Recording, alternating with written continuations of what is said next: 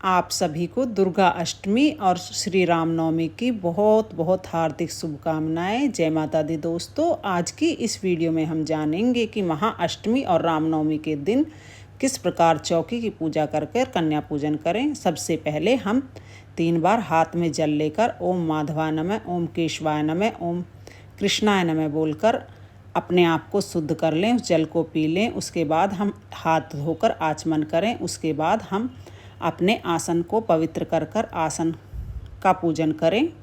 इसके बाद हम 1 चम्मच आसन के नीचे जल छोड़कर आसन का स्वयं का शुद्धिकरण कर लेंगे। उसके बाद हम माता की चौकी का शुद्धिकरण कर उनको जल के छींटे लगाएंगे।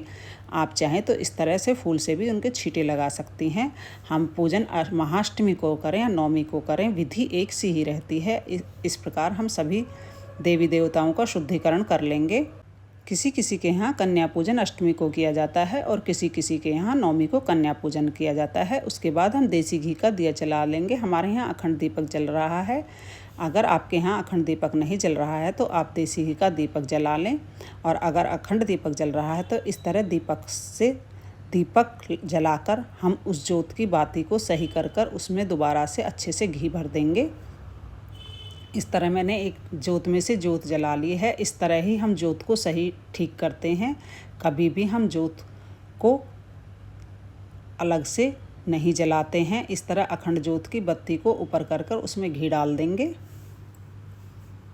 अगर आपने अखंड दीपक नहीं जलाया है तो आप देसी घी का छोटा दीपक जला लें। उसके बाद हम सभी का तिलक कर देंगे। सबसे पहले गणेश भगवान का, माता रानी का, कलश का, सभी का और नवग्रहों का आदि का तिलक कर हम फिर फूल समर्पित कर देंगे। जो भी फूल आपके पास हो, माला हो या जो फूल हो, आप उसे माता रानी को अर्पित कर दें। उसके बाद हम सभी को वस्त्र स्वरूप कलावा समर्पित कर देंगे। अगर आपने माता रानी को वस्त्र स्वरूप चुनरी चढ़ानी है तो आप चुनरी चढ़ा दें, नहीं तो आप उन्हें वस्त्र स्वरूप कलावा भी अर्पित कर सकते हैं। उसके बाद हम माता रानी को भोग लगाएंगे। भोग हमेशा अग्नि में लगाया जाता है। नवरात्रि के दिन हलवा और पूरी और चने का माता रानी को भोग लगता है। जो हम कन्या पूजन के लिए भोग लगाएं, सबसे पहले उस भोग को माता रानी को अर्पित करें। कन्या पूजन के दिन आप माता रानी को हलवा, पूरी और चने का भोग अवश्य समर्पित करें। साथ हो सके तो आप कोई भी मौसमी फल वह भी समर्पित कर सकते हैं, अगर आपने हलवा पूरी नहीं बनाया है। इसके बाद हम गाय के गोबर से बने हुए उपले को जलाकर एक अंगारी बना लेंगे। यहाँ मैंने अंगारी बना ली है। आप चाहें तो इसे इस तरह गैस पर रखकर भी जला सकते हैं, और उसके बाद आप यहाँ पर ला सकते हैं। आप चाहें तो इसे कपूर पर रखकर भी जला सकते हैं। अब जैसे हम रोज़ाना हवन करते थे उस तरह हमें हवन करना है। सबसे पहले हमें उसका शुद्धिकरण कर लेना है अग्नि का। इस तरह से हम चम्मच से जल घुमाकर उसका शुद्धिकरण कर लेंगे, और उसके बाद फिर हम सभी को बतासे का भोग लगाएंगे। बतासे का भोग लगाकर हम अग्नि पर घी और कपूर रखकर अग्नि को प्रज्वलित कर लेंगे। उसके बाद हम अग्नि में घी डालेंगे। देसी घी गाय का मिल जाए तो और भी अच्छा है, हवन के लिए सर्वोत्तम होता है। उसके बाद हम जो भी सामग्री आपके पास हो, आप चाहें तो इस तरह बाज़ार से भी सामग्री ला सकते हैं और सामग्री डाल देंगे। सामग्री खेने के बाद उसके बाद हम एक लौंग का जोड़ा लेंगे और एक कपूर हम माता रानी की जोत से ही प्रज्वलित कर अग्नि में डाल देंगे। इससे हमारी अग्नि और अच्छे से प्रज्वलित हो जाएगी। उसके बाद हम 2 लौंग के जोड़े लेंगे। लौंग के जोड़ों को घी में डिप कर हम माता रानी को अर्पित करेंगे। आप लौंग के जोड़े 5 की संख्या में, 3 की संख्या में, 7 की संख्या में चाहे चढ़ा सकते हैं। अगर 7 चाहें तो और भी अच्छा रहेगा, 7 लौंग के जोड़े चढ़ा दें। उसके बाद हम एक जायफल माता रानी को भोग स्वरूप अर्पित करेंगे। रोज़ाना माता रानी को जायफल चढ़ाने से घर में अन्न धन की बरकत होती है और लक्ष्मी जी सदैव निवास करती हैं। जायफल का माता रानी को विशेष भोग लगता है।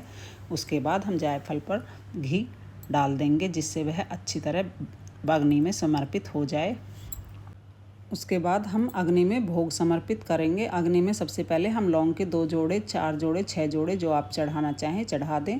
उसके बाद हम अग्नि में ही हलवा पूरी जो भी आपने बनाया वो भोग समर्पित कर देंगे। उसके बाद हम अग्नि पर जल के छींटे लगाएंगे और अग्नि देवता का तिलक करेंगे। अगर आपने माता रानी को पान समर्पित किया है तो आप उस पान को भी अग्नि में भोग स्वरूप माता रानी को समर्पित कर सकते हैं। इसके बाद हम आरती करेंगे। अगर आपने अखंड दीपक जलाया है तो आप कपूर से आरती कर लें, और अगर आपने छोटा दीपक जलाया है तो आप उस छोटे दीपक से ही आरती कर सकते हैं। इसके बाद हम सभी की प्रेम पूर्वक आरती करेंगे। सबसे पहले गणेश भगवान की, नवग्रहों की, और उसके बाद माता रानी की आरती करेंगे। और देखिए यहाँ पर इस तरह पूजा करने के बाद हम कन्याओं का पूजन करते हैं।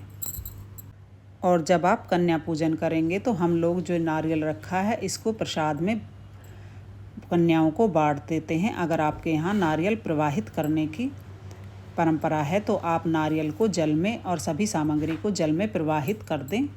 आप चाहें तो इसे भोग रूप में, प्रसाद रूप में कन्याओं में और परिवार के सदस्यों में बांट लें, और आप चाहें तो इसे विसर्जन कर दें। लेकिन अगर आप चाहें तो अच्छे से इसको अपने परिवार के सभी सदस्यों में मिल बांट कर खाना चाहिए, ताकि माता का आशीर्वाद हम पर सदैव बना रहे। माता के इस प्रसाद को हम स्वयं ही ग्रहण करें तो और भी अच्छा। लेकिन अगर आप इसे विसर्जन कर रहे हैं तो इसे नदी में ही विसर्जन कर आएँ, इधर उधर इसे ना रखें।